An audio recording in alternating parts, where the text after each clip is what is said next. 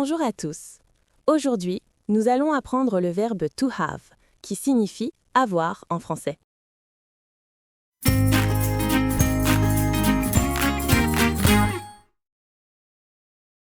Comme le verbe to be, le verbe to have peut être utilisé de deux manières. Comme verbe principal, verbe lexical, pour exprimer la possession. Par exemple, I have a book. j'ai un livre. Ou comme verbe auxiliaire pour former les temps composés, comme I have eaten. j'ai mangé, mais aujourd'hui, nous allons apprendre le verbe to have comme verbe principal, c'est-à-dire pour parler de ce qu'on possède. Le verbe to have change selon le sujet. Au présent, to have a deux formes, have et has. Have s'utilise uniquement avec I, you, we et they, ainsi qu'avec le pluriel en général. Has s'utilise avec la troisième personne du singulier, he, she, it. Très bien. Voyons maintenant comment utiliser le verbe to have avec les pronoms personnels sujets. Nous allons voir trois parties, les phrases affirmatives, négatives et interrogatives. Commençons par les phrases affirmatives. Voici les formes au présent simple. I have. J'ai, You have. tu as, He has. il a, She has. elle a, It has. il a, elle a, We have. nous avons, You have. vous avez, They have. ils ont, elles ont. Répétons ensemble. I have. You have. He has. She has. It has. We have. You have. They have. Quand have signifie avoir au sens de possession, on ne fait pas de contraction. Par exemple, on dit He has a car, not he's a car. la structure de la phrase affirmative est sujet plus verbe to have plus complément. Voici quelques exemples. I have a book. J'ai un livre. She has 2 brothers. Elle a deux frères. We have a dog. Nous avons un chien. Dans ces phrases, to have exprime ce que le sujet possède. Maintenant, voyons les phrases négatives. Avant de parler de la négation avec to have, rappelons ce que nous avons appris avec le verbe to be. Avec to be, il suffit d'ajouter not après am, is, are pour former la phrase négative. I am a student. I am not a student. Mais attention, les autres verbes ordinaires, comme to have, ne peuvent pas fonctionner seuls dans la négation. Ils ont besoin d'un verbe auxiliaire supplémentaire, to do, pour former la phrase négative. Au présent, to do a deux formes. Le sujet est I, you, we, they, ou au pluriel, on utilise l'auxiliaire do. Le sujet est he, she, it, ou au singulier, on utilise l'auxiliaire does. La structure devient donc sujet plus do ou does plus not plus verbe de base. Voici les formes au présent simple. I do not have. Je n'ai pas. You do not have. Tu n'as pas. He does not have. Il n'a pas. She does not have. Elle n'a pas. It does not have. Il, elle n'a pas. We do not have.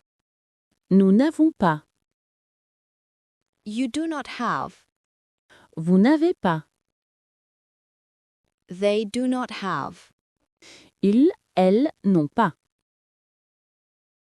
Répétons ensemble. I do not have. You do not have.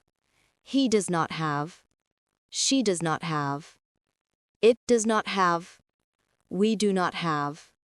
You do not have. They do not have. En forme contractée. I don't have. You don't have. He doesn't have. She doesn't have. It doesn't have. We don't have. You don't have. They don't have.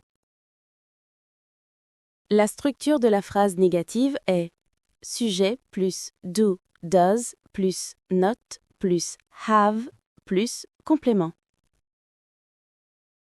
Regardons quelques exemples. I don't have a car. Je n'ai pas de voiture. He doesn't have a cat. Il n'a pas de chat. Ici, don't et doesn't sont les auxiliaires qui rendent la phrase négative. La forme interrogative. Pour poser une question, on met do ou does au début de la phrase. Avec I, you, we, they, on dit do. Avec he, she, it, on dit does. Do I have? Ai-je? Do you have? As-tu? Does he have? A-t-il? Does she have? A-t-elle? Does it have? A-t-il? A-t-elle? Do we have? Avons-nous? Do you have? Avez-vous? Do they have? Ont-ils? Elles? Répétons ensemble. Do I have? Do you have? Does he have? Does she have? Does it have? Do we have? Do you have? Do they have? Maintenant, voyons comment répondre aux questions avec le verbe have. Lorsqu'on pose une question avec do ou does, la réponse courte se forme ainsi. Yes plus sujet plus do, does, ou no plus sujet plus don't ou doesn't. C'est très simple. Il suffit de répéter l'auxiliaire utilisé dans la question. Voici quelques exemples. Do you have a pen? As-tu un stylo? Yes, I do. Or, no, I do not. Or, no, I don't. Oui, j'en ai un. Non, je n'en ai pas. Quand la question commence par do you, on répond yes, I do ou no, I don't. Does she have a cat? A-t-elle un chat? Yes, she does. Or, no, she does not. Or, no, she doesn't. Oui, elle en a un. Non, elle n'en a pas. Quand la question commence par does he, does she, on répète simplement le sujet dans la réponse. Do we have English class today? Avons-nous cours d'anglais aujourd'hui? Yes, we do. Or, no, we do not. Or, no, we don't. Oui, nous l'avons. Non, nous ne l'avons pas. Pour un sujet pluriel, we, you, they, on dit yes, sujet plus do ou no, sujet plus don't. Souviens-toi. Réponse affirmative. Yes plus sujet plus do, does. Réponse négative. No plus sujet plus don't ou doesn't. Expression fréquente avec have. Le verbe to have s'utilise aussi dans beaucoup d'expressions idiomatiques très courantes en anglais. Have breakfast. Prendre le petit déjeuner. Have a good time. Passer un bon moment. Have a cold. Avoir un rhume. Dans ces expressions, have ne veut pas toujours dire posséder. Il peut signifier prendre, passer un moment ou être atteint de. C'est l'heure du quiz. Are you ready? Go. Complétez avec have ou has. 1. She. A bike. 2. I. A sister. 3. They. Many friends. 4. He. A pet.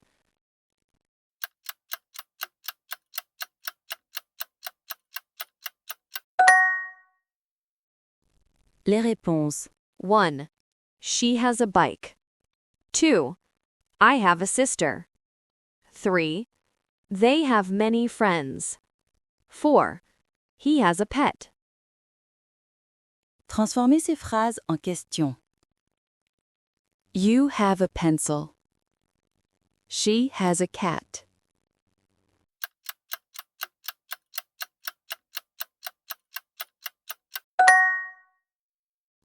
Les réponses. Do you have a pencil? Does she have a cat? Changez ces phrases à la forme négative. He has a phone. We have time.